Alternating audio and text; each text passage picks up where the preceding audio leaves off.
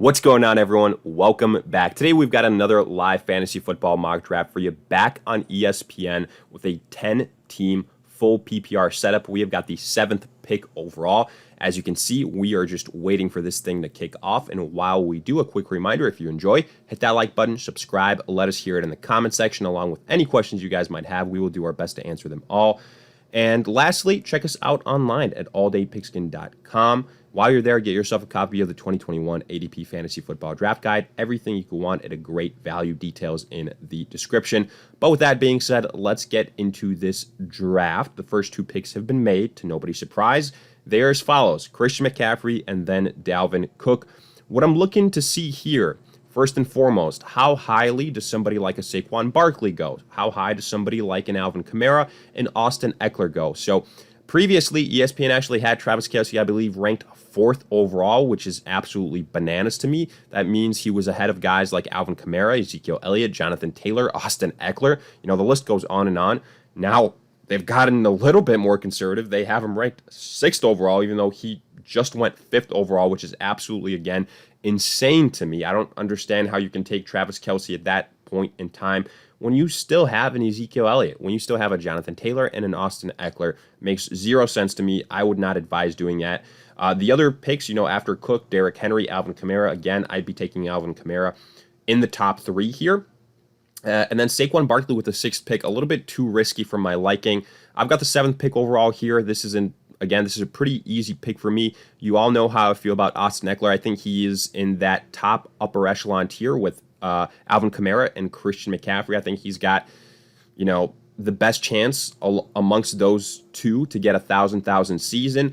If it wasn't Austin Eckler at that point in time, it would have been Ezekiel Elliott. So just want to point that out. Devontae Adams goes 8th overall. Ezekiel Elliott goes 9th overall. But I'm very happy with how we started out our draft. I think Austin Eckler is absolutely worthy of a first-round selection. And again, I would draft him a lot higher than that. Hell, I draft him in the top 4. I draft him above Derrick Henry.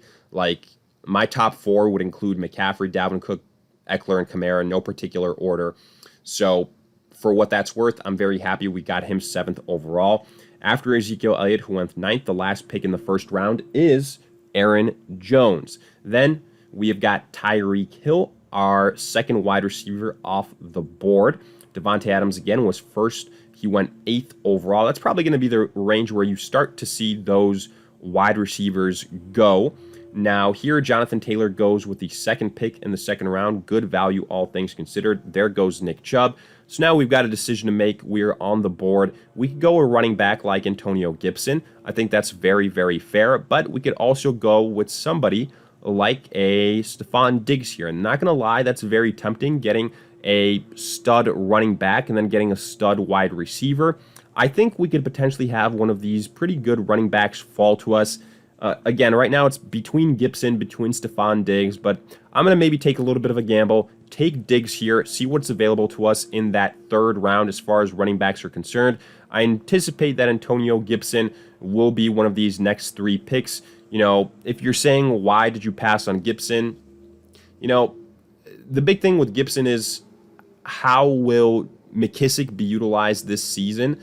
Will Gibson get the full workload that, we believe that he can handle if he really is to be used in that Christian McCaffrey role? Or will J.D. McKissick limit that ceiling? I think that's a concern. But when you can get him at that point in the 2nd round, middle of the 2nd round, to me, it's worth the selection. I'd have him above Najee Harris, probably above Clyde Edwards as well. What I'm hoping right now, perfect scenario for me, is that we do get the aforementioned Clyde Edwards-Helaire to fall to us in the 3rd round. If not, let's see a couple of names that we would consider. Joe Mixon, I'm not the biggest believer due to that offensive line. David Montgomery, I just don't like the situation in Chicago with that offensive line, with the tougher schedule, with Damian Williams, Tariq Cohen in the mix now, and then also with Matt Nagy returning to call plays offensively, so not a big fan of that. DeAndre Swift, now there's rumors that he's not going to be ready for week 1, and that could be very problematic. I've been hyping up Jamal Williams for a very, very long time, And I think we could see him be pretty involved in this offense from the get-go. DeAndre Swift is definitely kind of a risk for me here. So I think the guys that I'd be considering are Chris Carson and Darrell Henderson at this point in time. Let's quickly go over some of these picks, though. After Antonio Gibson went with the 5th pick in the 2nd round, you saw Najee Harris, Calvin Ridley, Hopkins, DK Metcalf, and then Clyde Edwards-Helaire with the 10th pick in the 2nd round. So we won't get our wish for him to drop to us in the 3rd round. Darren Waller, the 1st pick in the 3rd, followed by David Montgomery. So right now I'm kind of looking at this board. He's not going to get to us, but A.J. Brown would be an excellent addition to the team. As much as I like DeAndre Swift right now, I'd have to pass on him due to the injury concerns. So that leaves us with some wide receiver options, guys like a Terry McLaurin, guys like a Keenan Allen, Allen Robinson. Again, I don't think it would be a reach to go Chris Carson here or a Darrell Henderson. Maybe you're a little bit nervous about Darrell Henderson because of the thumb injury he sustained the other day, but all signs point, even the coaches have said he's going to be ready for week 1. So I think, he kind of avoided something major there. So right now, probably going to be going Chris Carson unless Justin Jefferson falls to us, which would be very, very exciting. I really like Keenan Allen as well. You guys know how I feel about him. And he just goes off the board, which means Justin Jefferson falls all the way to us here towards the end of the 3rd round. I was saying I'm going to go Chris Carson, but I think this is just a lot better value here to get potentially, another stud wide receiver. So we get Diggs, we get Jefferson. I really like how we start out this combination in the first 3 rounds. And I think we've got 2 elite wide receivers. So I'm very, very happy with this. But again, after that Justin Jefferson pick, you see George Kittle, Allen Robinson. I think there's a pretty good chance we might get Chris Carson or Darrell Henderson to fall to us in the 4th round. If that happens, I would be absolutely ecstatic.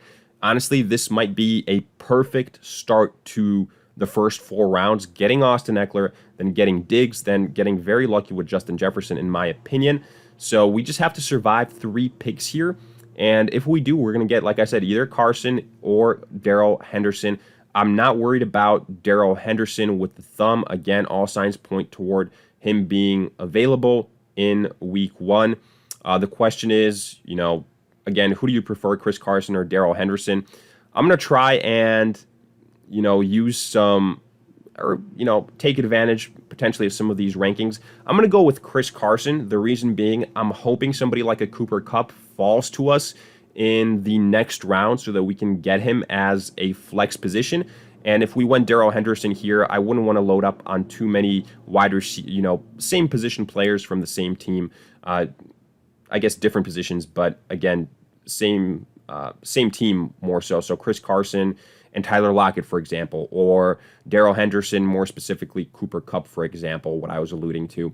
So between our selections of Chris Carson and Justin Jefferson, again, highlighting the names that went: George Kittle, Allen Robinson, Robert Woods, J.K. Dobbins, pretty good value there in the 4th round. CeeDee Lamb, DeAndre Swift. So I do think, DeAndre Swift slipping a little bit because of that injury concern. I'd probably have Chris Carson ahead of him at this point in time, even though I think the upside for DeAndre Swift is higher. Then you see Mike Evans, Miles Sanders. I'm not touching Miles Sanders with a 10-foot pole at this point in time. I'm really scared of that situation there in Philly. Amari Cooper, great value for him. This is what I like to see, that Amari Cooper is, pretty close to CeeDee Lamb. I think that's the way it should be in terms of where they're being drafted. Then Adam Thielen and Darrell Henderson. Then Chris Godwin with the last pick in the 4th round. So I'd probably have Adam Thielen a little bit lower. I'd prefer Deontay Johnson, Cooper Kupp, probably even Julio Jones above him. And as inconsistent as he is, Tyler Lockett, also something to be said about that. There goes Tyler Lockett. So I think probably here we've got 5 picks until our next selection. I doubt we're going to get Cooper Kupp. I doubt we're going to, get what we were hoping for in the previous round. But if we get, Deontay Johnson or Julio Jones, I'd be pretty happy. And there you see it. Cooper Kupp is off the board. So it wasn't meant to be. There goes Deontay Johnson. That wasn't meant to be either. So right now, well, let's look at what's available at running back. I'm curious to see if there's any very good talents still available. And I really don't agree with these rankings for what it's worth. You see Chase Edmonds, ETN, Javonte Williams, Kareem Hunt, Myles Gaskin should be above all these guys. You could argue with Mike Davis as well. James Robinson, too, with the news that, Travis Etienne is hurt and he's going to, miss some time, 4 to 6 weeks with a mid ankle sprain. So what I'm going to do here to begin with, though, is I'm going to get Julio Jones because I think the running back position is a little bit deeper, and I don't necessarily think that Myles Gaskin will immediately be that next selection. He's a little bit lower on these rankings, so I'm taking a little bit of a gamble and hoping that we can get Myles Gaskin in the 6th round. But, getting back to James Robinson, James Robinson is somebody that should be ahead of, I could argue, all these guys other than Myles Gaskin. To begin with, James Robinson, I had him higher than Travis Etienne across all formats, PPR, standard, whatever the case might be. I did not understand the hype with Travis Etienne one bit. The fact that in some formats, still, you see it here for yourself. Etienne is ranked above Myles Gaskin, above Kareem Hunt, above Mike Davis. That makes zero sense to me for a guy that was going to be used as a 3rd down back, and James Robinson is still there, and they've said James Robinson is going to be the workhorse guy. So I absolutely hate the rating for Travis Etienne. I think he's absolutely going to bust for you this season. Obviously, now with the injury, him potentially missing between 4 to 6 weeks, that's going to boost James Robinson up in the rankings. I will say James Robinson probably should be in the mix of the Myles Gaskin and the Mike Davises right around this range, maybe a round earlier. But at the same time, don't go expecting what we saw from James Robinson long-term all season long now, because Travis Etienne will still come back at some point in time. And, whether it's right or not, he's going to kind of nuke that backfield to an extent and just ruin it. And I think for that reason, James Robinson is going to be very viable the first 3, 4, 5 weeks, but afterwards, it could get a little bit rough. So right now we're on the clock, and I'm looking at these options that are available to us. I really like TJ Hawkinson. You guys know how I feel about him. I'm wondering if I can risk it again and wait for Myles Gaskin in another round. It's probably what I'm going to do here. With these 10-team leagues, it's very, very important to try and differentiate yourself with as many positions as you can, just because these teams are going to be so deep. So the fact that I'm getting TJ Hawkinson here, I'm not all that upset about it. I got him in the 6th round, so to me, that's pretty good value. And, from there, I think we can fill out the situation at running back, at quarterback. Hell, Lamar Jackson is still available. I don't think that'll be the case once we get to the 7th round. But if he is, that would be a very tough pick to pass up. So right now, after that Hawkinson pick, you see Kyle Pitts goes. So, Hawkinson definitely wouldn't have made it back to us if we had waited. Then Kareem Hunt, then Brandon Ayuk, then Dak Prescott. Again, I don't agree with Dak Prescott being ranked above Lamar Jackson. I think he's right outside that tier 1 group of quarterbacks, which for me is Mahomes, in no particular order, Kyler Murray, Josh Allen, and then Lamar Jackson. I think Prescott would be 5th on that list, but that's just me. You've still got, to take into consideration, even though people believe he's going to be ready by week 1, that's what's been said, he's coming off major injury. But either way, here, what I'm hoping for is that we get either Lamar Jackson or Myles Gaskin to fall to us. Won't be Lamar Jackson. He goes with the first pick in the 7th round. That is an absolute steal. I love that by all accounts. So very, very, happy with that pick for whoever got him there. Now there goes Damian Harris, followed by Kenny Golladay, followed by Courtland Sutton, followed by Jamar Chase. A real big, quick run on these guys. So right now, the way it's shaping up, I think we're gonna be able to get either Myles Gaskin or James Robinson here, which I'm pretty happy about. Again, the one thing I want to point out with James Robinson, don't go with the expectation that what he's going to be able to produce the first 3-4 weeks without Etienne is what he's going to sustain. That's my only warning on the matter. So for that reason, I still have Myles Gaskin ranked higher above him because I believe he's going to get more volume, more consistent volume. Of course, as soon as I say that, Myles Gaskin is literally sniped and, chosen right from under us. So it won't be Myles Gaskin here, folks. That's the point. But it's all right. I had mentioned James Robinson before. I can also go the direction of Mike Davis.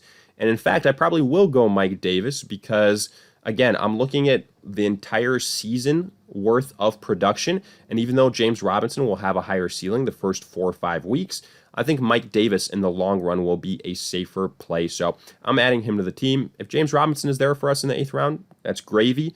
I'll happily select him. If not, I'm not all that upset with that Mike Davis pick either, though. Right now, I'm looking at the quarterback situation. Obviously, no Lamar Jackson, no any really tier 1 quarterback left.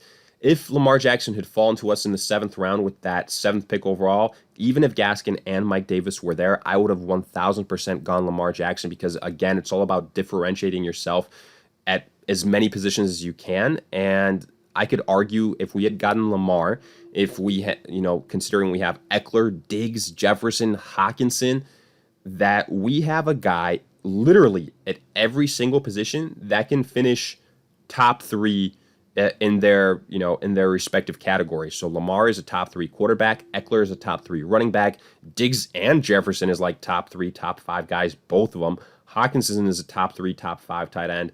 So that would have been absolutely tremendous start, but it's all right, not meant to be. James Robinson also goes here with the 10th pick in the 7th round, so I'm not going to be getting him either. But we can land another quarterback at this point, or we can, add another running back at this point in time. Guys like a Raheem Mostert, Melvin Gordon, Ronald Jones, Jamal Williams. There's the aforementioned Jamal Williams. I think he's a sneaky addition and somebody that I would draft a couple rounds earlier, especially if you're a DeAndre Swift owner, but I think he has standalone value, kind of in the category of like a McKissick, if you will. So I'm a big fan of Jamal Williams this year and somebody that I would absolutely be targeting across all my leagues, but again, primarily so in PPR formats. Now, the way this thing is shaping up, I'm probably going to take a quarterback here, looking at the options, and I would just combine Austin Eckler with Justin Herbert, get that little stack going there. I like the upside, so we'll do it that way. And then we'll add a couple more selections here since it's turned to a lot of auto picks right now. But for the most part, we've still been pretty accurate so far. No real reaches, nothing like that. And I would say this has been a pretty, realistic mock draft. So nothing too crazy yet. And it's already back to us, in fact. And right now, with that being the case, I'll probably get, looking at the running backs, I could very well go Jamal Williams here. Looking at wide receivers, I really do like an Antonio Brown at this point in time. So I'll probably do that. Somebody to keep an eye out for would be a Marquez Callaway later on, Russell Gage, just a couple guys in the late rounds that I really like. There goes Ryan Tannehill. So I'm taking Antonio Brown here. Let's go add to the depth. And then we'll make like 1 or 2 more selections and wrap this thing up since, again, everyone's pretty much got an auto pick. We're going to start seeing some probably kickers and defenses go. We've reached the 10th round. So we've got a pretty good idea of what the core of our roster is. Quarterback could be better. I'm not going to deny that. But still, I think Herbert and Eckler is a very strong stack. And Herbert, I think, will be a top, 10 quarterback. So I'm not too worried. I like our selection of Chris Carson. I like the fact that we got depth with Mike Davis. Then wide receiver, I absolutely love the start we got with Diggs and Jefferson. I'd argue that's probably one of the best tandems. And then to that, we add Julio Jones as a flex play. We also have Antonio Brown. I love TJ Hawkinson where we got him. I'm very happy with that. So right now, here I'm going to prioritize Jamal Williams if we can get him. And yes, probably, might be considered a little bit of a reach, but I'm completely okay with it, especially with, the injury situation surrounding DeAndre Swift and how seemingly nobody knows what the hell is going on. As if one day you hear, one piece of information, the next day it's something completely different, which usually isn't a good sign when it comes to the status, of these players. Usually that means the health isn't exactly where it needs to be. So Jamal Williams will be an easy selection for me here. As far as the overall grade for the team is considered, I'd probably give this a B plus type of grade. Really like our wide receivers, really like Austin Eckler. I think we got positional advantages almost everywhere other than quarterback. So again, probably B plus, but hey, let me know your thoughts on the matter. And again, here, I'll queue up Jamal Williams. I'll queue up a couple of players here. I'm looking at wide receivers and just scrolling down to some of these names. I mentioned Marquez Callaway. We'll see how low he is down the rankings. I mentioned Russell Gage. So actually, Gage and Callaway are right next to each other. That's convenient. So there we go. We've added those 3 players to our queue, and we'll make our final selection here. But look, as always, again, if you guys enjoyed, hit that like button, subscribe. Let us hear in the comment section. We'll do our best to answer all your questions. And lastly, check us out online at alldaypigskin.com. And while you're there, get yourself a copy of the 2021 ADP Fantasy Football Draft Guide. Everything you can want at a great price. The details are in the description. But with that being said, we will see you guys in future videos.